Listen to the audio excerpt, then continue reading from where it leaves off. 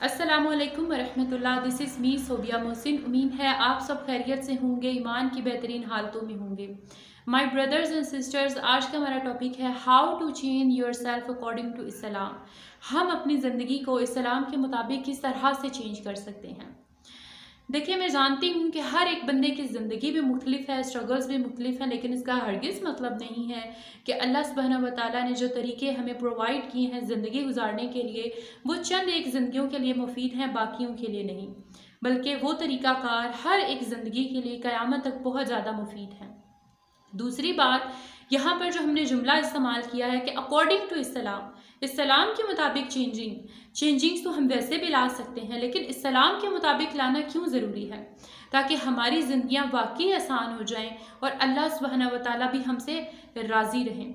तो आइए वो हम टिप्स देखते हैं कि क्या ऐसे टिप्स हैं कि जिनके ज़रिए हम अपनी ज़िंदगियों को पुरसुकून बना सकते हैं। मेरे बहन और भाइयों, सबसे पहला जो काम वो है कि हमने अपने दिमाग को प्रिपेयर करना है, समझाना है कि हम एक तब्दीली लेकर आना चाह रहे हैं।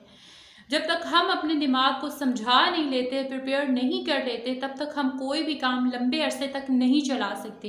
यही वो वजह है कि हम बहुत सारे इरादे करते हैं नेक काम करने के, लेकिन कुछ अरसे के बाद हम भूल जाते हैं। उन इरादों में साबित कदमी न होने की यही वजह है कि हमारा दिमाग उस बात को ज़्यादा देर याद नहीं रखता, या हमारे दिमाग ने उस बात को ज़्यादा देर के लिए पिक नहीं किया होता। तो सबसे पहले अपने दिमाग को समझाना है, बताना है, अपने दिमाग को इस चीज़ का लालच दें कि आप अगर ये काम करते हैं तो आपको ये बेनिफिट्स मिलेंगे, और वो लालच नेकी के लिए होना चाहिए। दूसरी बात कि आपने ये बात याद रखनी है कि आप मुसलमान हैं, आपने कलमा पढ़ा है।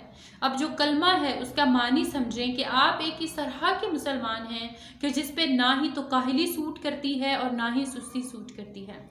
अब बात रही कि हमारी रोज़मर्रा की रूटीन में परेशानियां हैं, मुश्किलात हैं, आसान नहीं हो रही, हमारी ज़िंदगी एक मशीनरी की चल रही है। अगर किसी कंपनी के अंडर काम कर रहे हैं, कहीं पढ़ रहे हैं, पढ़ा रहे हैं, तो हमें उस कंपनी या हमें उस इदारे के मुताबिक ज़िंदगी गुजारनी पड़ रही है, और घर की जिम्मेदारियाँ और ये सारे बोझ।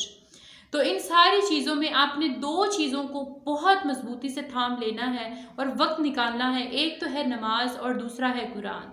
अब यहाँ पर नमाज और कुरान ना पढ़ने की बहुत सारी वजूहात हैं। सबसे पहले हम उन वजूहात का जिक्र करते हैं, देन उन पर वर्क करना शुरू करते हैं। नमाज और कुरान की पाबंदी ना करने की बहुत सारी वजूहात है, लेकिन एक जो बड़ी और कॉमन वजह है वो वक्त नहीं था या फिर कामों में बहुत ज़्यादा मसरूफ़ थे। तो देखें, इसका हल ये कि हमें अपने आप से और अपने कामों से हम कलाम होना है, बातें करनी, और किस तरह से करनी है कि बाकायदा आवाज़ आनी चाहिए, जैसे आप किसी इंसान से बात कर रहे हो। भले ही सुनने वाले लोग आपको पागल समझे, लेकिन आपने इस तरह से करना है। जहाँ पर आप नमाज से एक्सक्यूज़ करते हैं कि काम बहुत ज़्यादा थे, वहाँ अपने कामों से एक्सक्यूज़ करें कि भाई मुझे नमाज़ पढ़नी है, लाजमी पढ़नी और वक्त पर पढ़नी है। अब अगर आप वज़ू करके जाए नमाज तक आ ही गए हैं, तो नमाज को तेज़ी ना करें पढ़ने में। ये ना हो कि आप नमाज भी पढ़ें, लेकिन तेज़ी की वजह से आपकी नमाज जो है वो ज़ाया कर दी जाए, रद्द कर दी जाए। नमाज को ठहर कर आराम आराम से पढ़ें कि जिस तरह रसूल अल्लाह सल्लल्लाहु अलैहि वसल्लम पढ़ा करते थे।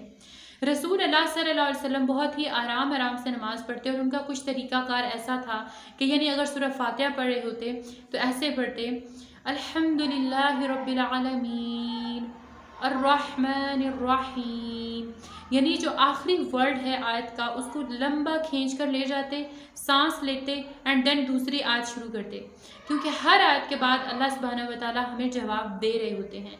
तो हमें जल्दी जल्दी नमाज नहीं पढ़नी चाहिए कि हम अल्लाह ताला का कोई भी जवाब रिसीव ही ना कर सकें। दूसरी बात कि हमें कुरान पाक दिन में एक बार लाजमी खोलना है। बेहतर है कि फजर की नमाज के बाद खोला जाए। चाहे आप किसी भी काम के लिए जितना भी लेट हो रहे हों, लेकिन कम से कम 10 आयात आप लाजमी रोज़ कुरान खोलें और 10 आयात तर्जुमा के साथ पढ़ें और समझें कि अल्लाह सुब्हानहू व तआला आपसे क्या कह रहा है। यहाँ पर बिल्कुल मकसद नहीं है कि कुरान पे कुरान ख़त्म करते जाए, नहीं। अगर आप कुरान का एक पारा भी पूरी ज़िंदगी में पढ़ते हैं, लेकिन तर्जुमे के साथ समझ कर पढ़ते हैं, तो यही आपकी असल कामयाबी है कुरान को सीखने की और पढ़ने की। मेरी सारी बातें सुनने के बाद आप सोच रहे होंगे कि ये वो बातें हैं जो सुनने में और बोलने में बहुत ज़्यादा आसान लगती हैं, लेकिन अमल करना मुश्किल है, क्योंकि हर बंदे की ज़िंदगी इदारों और कंपनीज़ के तहत मशीनरी की तरह चल रही हैं। भाग दौड़ में लगे हुए हैं, फिर इंसान थक जाता है, सुस्त हो जाता है, तो दिल नहीं करता इन चीज़ों के लिए, टाइम नहीं निकलता। तो इसका क्या हल है? इसका हल भी अल्लाह ताला ने हमें दे दिया है, सुबह और शाम के अस्कार, अपनी ज़ुबान पर कोई भी जिक्र जारी रखना। अल्लाह सुब्हानहू व तआला ने फरिश्ते मुकर्रर किए हैं, जब हम सुबह के अस्कार करते हैं तो वो हमारे पास आ जाते हैं और पूरा दिन हमें प्रोटेक्शन देते हैं हर बुरी चीज़ से, हर बुरी नज़र से, हर बुरे काम से, शैतानों से। अगर शाम के अस्कार हम पढ़ लेते हैं तो शाम के फरिश्ते आ जाते हैं और पूरी रात हमारी हिफाजत करते रहते हैं, ताकि कोई बुरा ख्याल, बुरा काम, कोई शैतान हमारे इर्द गिर्द भी ना आए। तो क्या करना है? नमाज को, कुरान को और अस्कार को, इन 3 चीज़ों को अपनी ज़िंदगी में लड़ झगड़ कर शामिल कर लें। अपने आप से लड़ना है, शैतान से लड़ना है, इन 3 चीज़ों को शामिल कर लें। लिटरली हमारी ज़िंदगियाँ आसान हो जाएंगी, हमारे जहन आज़ाद हो जाएंगे, हमें रास्ते मिल जाएंगे ज़िंदगी को खुशगवार बनाने के। हम अल्लाह सुब्हानहू व तआला को खुश कर लेंगे।